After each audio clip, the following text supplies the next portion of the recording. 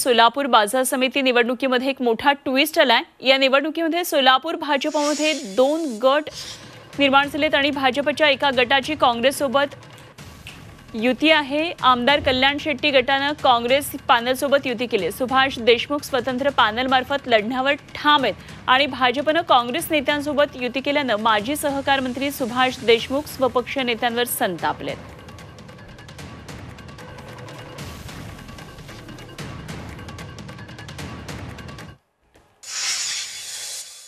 कार्यकर्ते निर्णय घेतील, जो कार्यकर्ते निर्णय घेतील। भारतीय जनता पक्षाचे या बाजार समिती उत्तर सोलापूर तालुका, दक्षिण तालुका या दोन्ही तालुक्यातले कार्यकर्ते जो निर्णय घेतील त्यांनी सोडून द्या म्हटलं सोडून द्याला, त्यांनी लढवायचं म्हटलं तर 100% भारतीय जनता पक्षाच्या कार्यकर्त्याच्या मागे ठामपणे उभारणार हे पक्का आहे।